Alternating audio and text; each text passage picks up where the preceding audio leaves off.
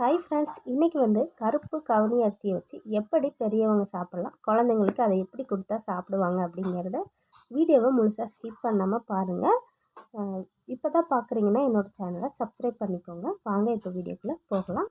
கருப்பு கவுனி அரிசி நான் ஒரு 1/2 கிலோ பக்கம் வாங்கியிருந்தேன். 1 கிலோ பார்த்திங்கன்னா ரேட்டு ஜாஸ்தி, 300 ரூபா பக்கம் வந்துச்சு. இது அதிகமாக நம்ம சேர்க்க தேவையில்லை, கொஞ்சமாக அரைச்சி எடுத்துக்கிட்டாவே பவுடர் நிறைய வரும். நான் இப்போ அளவாக 2 கைப்பிடி அளவு எனக்கு தேவையான அளவு மட்டும் எடுத்து செஞ்சு காட்டுறேன். உங்களுக்கு சாதம் வைக்கணும் அப்படின்னா இதை ஒரு 2 மணி நேரத்துக்கு முன்னாடியே ஊற வச்சுருங்க. சாதம் செய்கிறதுக்கு ஈஸியாக இருக்கும்.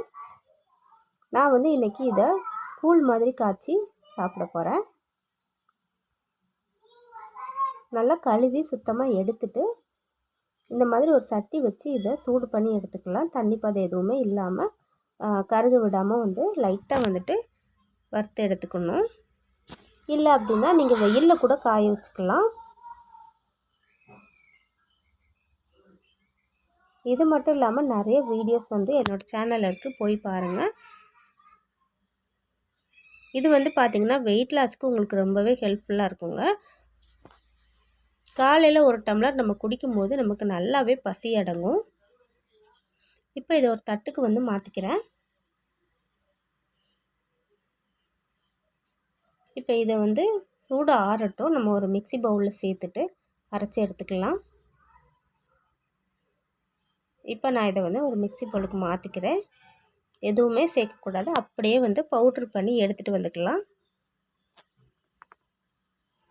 பாருங்கள், எடுத்துகிட்டேன். இதை ஜலிக்கிறதுக்கெல்லாம் தேவையில்லைங்க, அப்படியே சேர்த்துக்கலாம். சேர்த்துட்டு தண்ணி கொஞ்சம் அதிகமாகவே சேர்த்துக்கலாம்.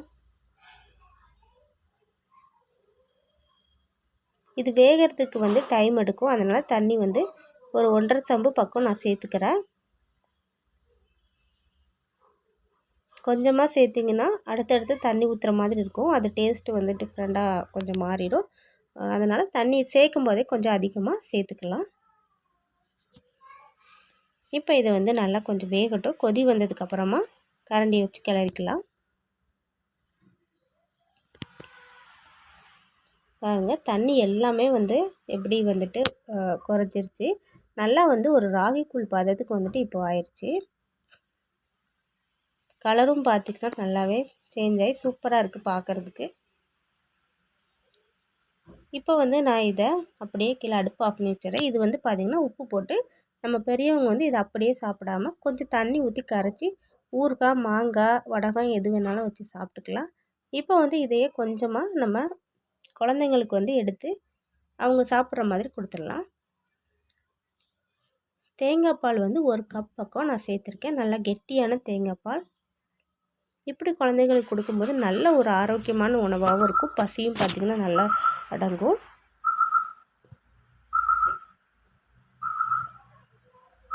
இப்போ இதில் நான் சர்க்கரை சேர்த்துக்கிறேன். உங்களுக்கு சர்க்கரை விருப்பம் இல்லாட்டி நீங்கள் நாட்டு சர்க்கரை, வெல்லம் சேர்த்துக்கலாம். இன்னுமே அது உங்களுக்கு நல்லாயிருக்கும். வாசனைக்கு ஏலக்காய் சேர்த்துக்கோங்க. அப்புறம் பார்த்திங்கன்னா நான் பேரிச்சம்பழம் கொஞ்சமாக சேர்த்து கொடுத்தேன். அவ்வளோதான். ரொம்பவே விரும்பி சாப்பிட்டாங்க. குழந்தைங்கள்லேருந்து பெரியவங்க வரைக்கும் எல்லாத்துக்குமே இது நல்ல ஒரு சத்தான உணவு. வீடியோ பிடிச்சிருந்தால் மறக்காமல் சப்ஸ்கிரைப் பண்ணி லைக் பண்ணிக்கோங்க. பக்கத்தில் இருக்க பெல் பட்டனை கிளிக் பண்ணிக்கோங்க. பாய்.